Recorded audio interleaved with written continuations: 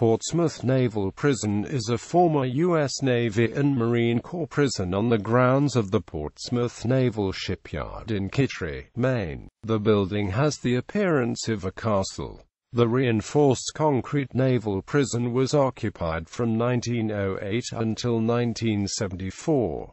Fort Sullivan and Camp Long. The island site was first used in 1775 during the Revolution when the New Hampshire militia, commanded by General John Sullivan, constructed an earthwork defense called Fort Sullivan atop the bluff, in conjunction with Fort Washington across the Piscataqua River on Pierce Island. It guarded the channel to Portsmouth. The militia withdrew about 3 years later. The fort was reactivated for the War of 1812 in 1814. In 1863, it was rebuilt to protect Portsmouth against attacks by the Confederate Navy. After 1866, Fort Sullivan was dismantled.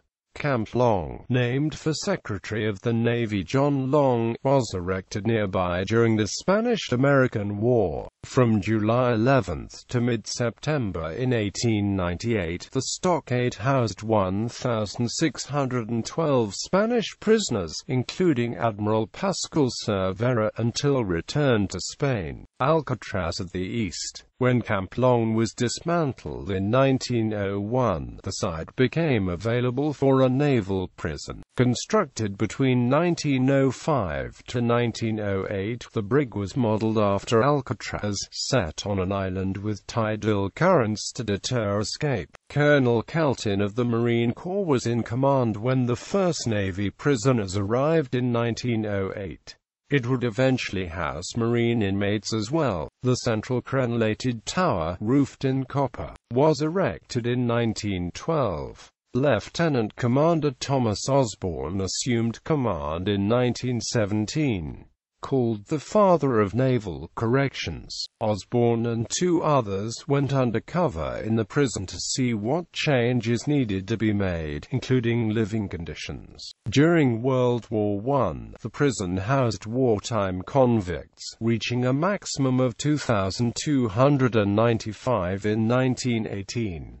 2 wings were added, in 1942 to the northeast wing, and in 1943 the unornamented southwest wing, dubbed the Fortress, which rises sheer beside the rocky shore. Maximum occupancy reached 3,088 in 1945. Office of Naval Intelligence. After the German surrender ended World War II fighting in Europe on May 5, 1945. U-boats surrendering to United States naval forces were escorted to Portsmouth so engineers at the Portsmouth Naval Shipyard might study their design features. U-805, U-873, U-1228 and U-234 were towed to the Portsmouth Naval Shipyard between 15 and 19 May. The Office of Naval Intelligence had interrogators available to question the submarine crewmen at the prison. The interrogations were classified at the time because of potential military value of information collected about German submarine,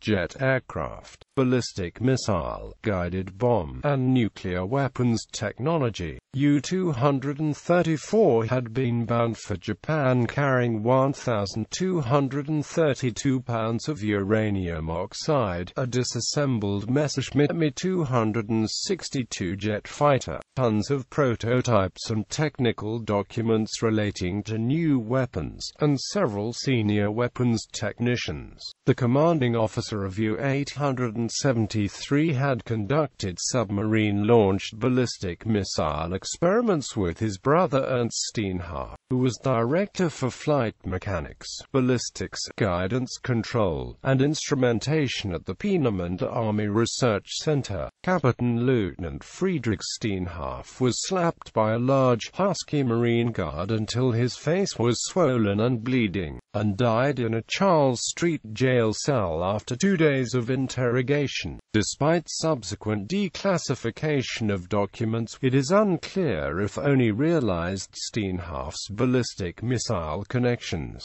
Similar uncertainty remains about disposal of the uranium oxide aboard U-234.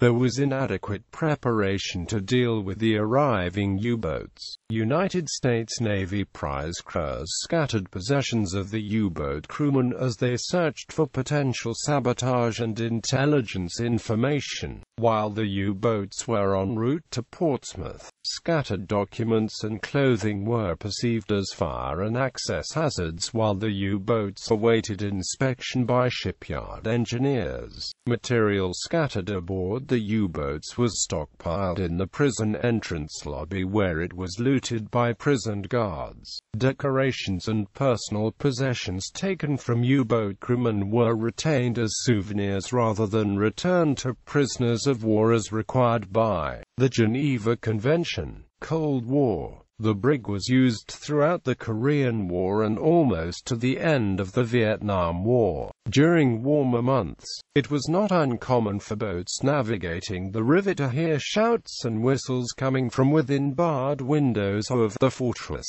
Quote, in 1974 the Department of Defense developed a three-tiered regional correctional facility plan. Inmates would be placed depending on the service, sentence length, geographical location, and treatment programs. First-tier offenders are those with sentences less than a year, second-tier up to 7 years. Male convicts from all the services sentenced to punitive discharge and incarceration longer than 7 years are confined at the third tier. The maximum security U.S. disciplinary barracks at Fort Leavenworth, Kansas. The Portsmouth Naval Prison, built to be a modern correctional facility for a Navy which had once disciplined by flogging and capital punishment, was rendered obsolete. After containing about 86,000 military inmates over its 66-year operation, the brig closed in 1974. Its maintenance thereafter contributing to shipyard overhead. The Navy briefly used the prison in the early 1980s to train military corrections officers. The volunteer inmates from the Rockingham County Jail were sometimes used in popular culture. In the 1973 movie The Last Detail, Seaman Larry Meadows is escorted by petty officers Billy Badass Badusky and Mule Mulhall to the Portsmouth Naval Prison. Meadows has been sentenced to 8 years confinement for trying to steal $40 from a charity box, but because of his harsh sentence, the guards feel sorry for Meadows. They decide to show the naive sailor the time of his life before arriving on Seavis Island. In W.E.B. Griffin's novel Semper Fi, Corporal Kenneth Killer McCoy is assigned to transport prisoners from San Diego, California to the Portsmouth Naval Prison. The prison is referred to in Stephen King's 1982 novella The Body, later filmed as Stand By Me. The prison and shipyard locations were used to depict a Russian shipyard in the 1978 TV movie The Defection of Simmers Kudiga starring Alan Arkin. Disuse. The building was previously one of 14 structures the Portsmouth Naval Shipyard had considered for outleasing and renovation. Local developer Joseph Sortel estimated the cost to renovate the immense edifice into a civilian office space, including removing lead paint and asbestos, would cost more than $10 million. But plans to adapt the prison were halted a month after Sortel's death in 2000, and abandoned altogether after military base security was tightened following the terrorist attacks of September 11, 2001 in New York City and Washington, D.C. In 2008, it was considered as a home for the Air Force Cyber Command.